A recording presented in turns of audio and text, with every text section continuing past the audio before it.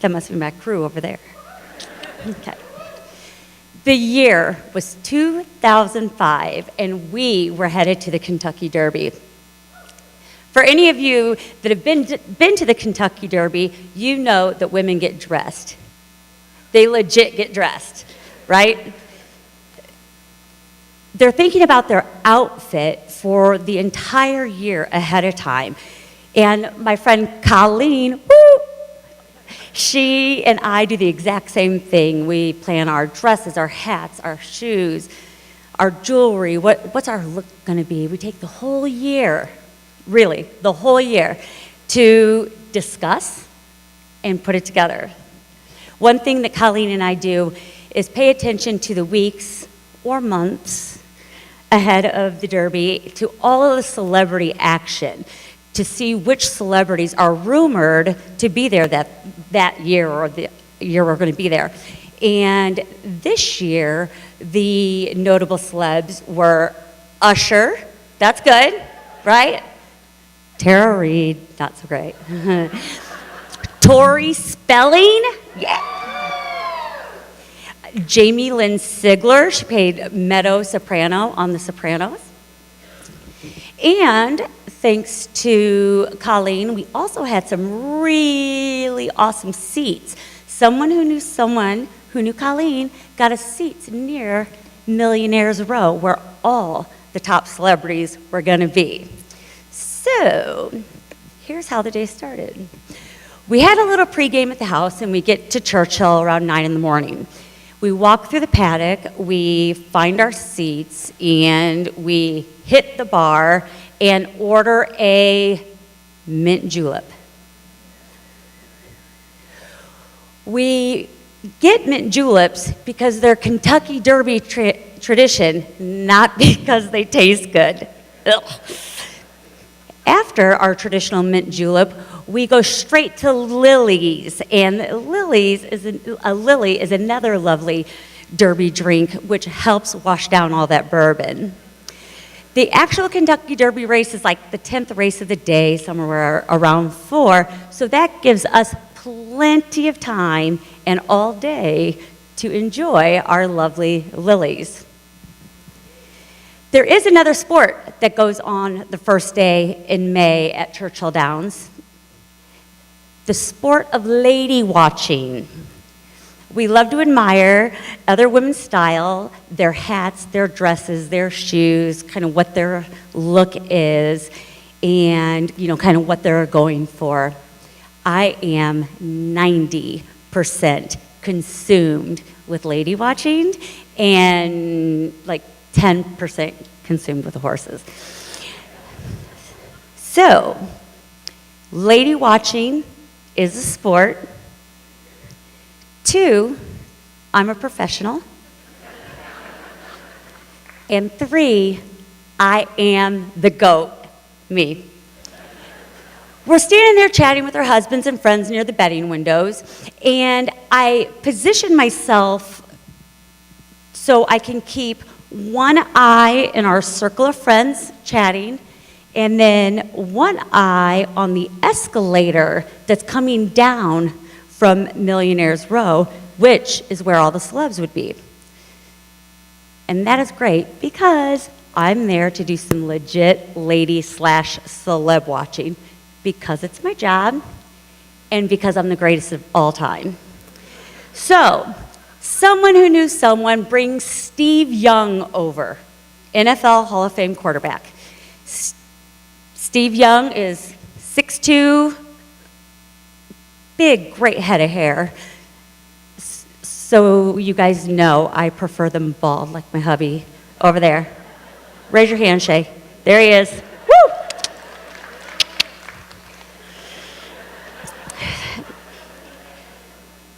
Steve Young, he's friendly and he's chatty, but he's just a football player. So we're talking, and out of my left eye, which remains locked on the escalator, I see her.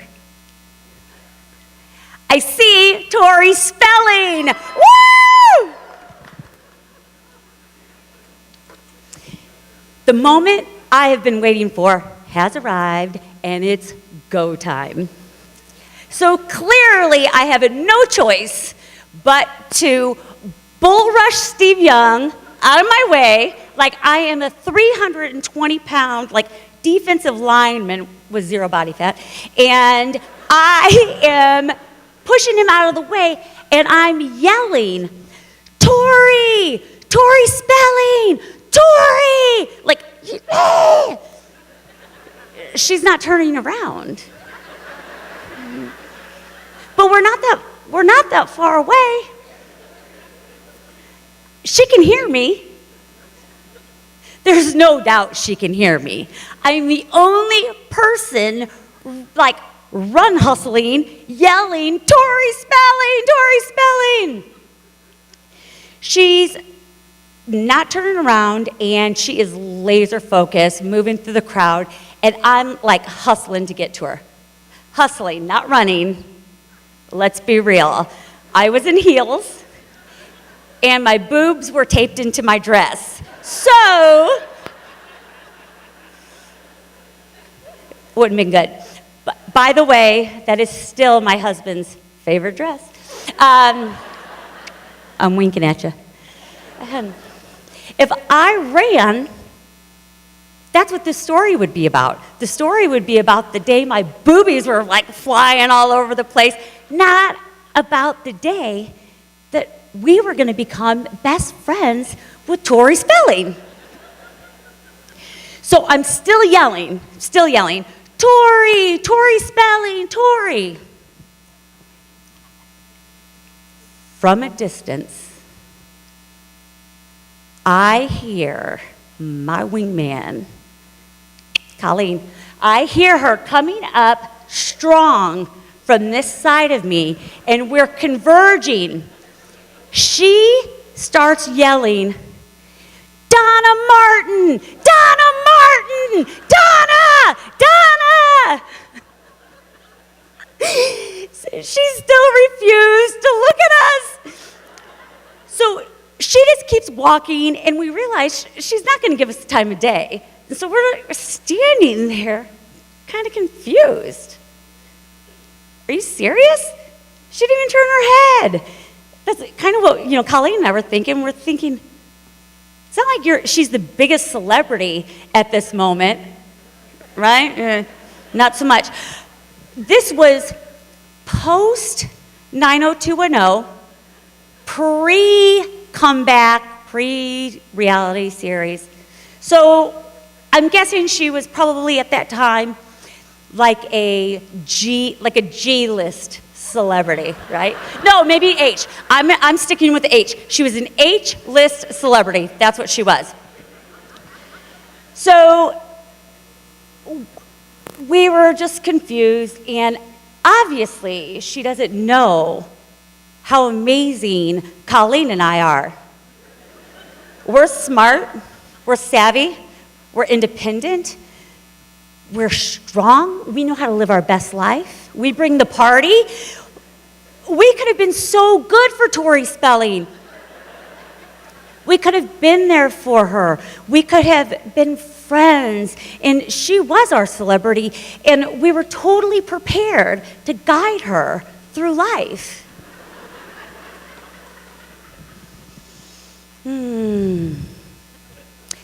Bitch didn't look at us once. Not once. Didn't tilt her head, didn't turn her neck, didn't give us a side eye. Totally dissed us. That's it. She's dead to me. R.I.P. Tori Spelling. Colleen and I go back over to the group, and clearly we need another cocktail. And of course, jokes are flying rest of the day about our little escapade, and it's great because we love a good joke, and for the butt of the joke, okay, that's even funnier. We were actually able to enjoy the moment we were blown off by an L-list celebrity. So, before the Derby race actually starts, I need to make a trip to the restroom. And since we have these great seats, We have very nice restrooms as well. The stalls have doors that go from top to the bottom, so you can't see underneath. If you could see underneath, of course, I would have been on all fours looking at shoes and whatever.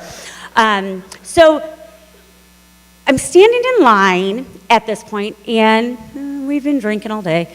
So I'm about 65, 75% in the tank. So balance, balance is not as easy as it was when we first got there at 9 a.m. So I'm leaning on the wall, leaning on the wall, barely and gently, because I didn't want to look like a basic drunk chick, because clearly we're at the Kentucky Derby and it's a little bit fancier than that. So I'm leaning on the wall carefully, and I have my hat on and sunglasses, and that's all part of my look, so I'm just being very, very cautious. And I can hear the girls behind me whispering. So I dangerously kind of lean back a little bit more to hear what they're saying. And I'm like, are they talking about how drunk I am? Like, that's going to be a problem. So I'm leaning back, and I hear them say, Meadow Soprano is in here. Ugh. I'm like, what? R.I.P. Tori Spelling, Meadow Soprano is our new celebrity. Like, this is it. When she comes out of that stall, I'm going to chat it up. We're going to have small talk. I'm going to take her, and I'm going to present her to Colleen, and we are going to be best friends, and Colleen and I are going to be able to guide her through her life, because that's what friends are for. So I turned around to the girls, I turned around to them, and their models, and literally like 6 feet, all legs. And I turned around and I said, did you say Meadow Soprano is in here? And the one model, she looks at me. Well, she looks down at me. She's like, watch this. She's like, oh, we thought it was you.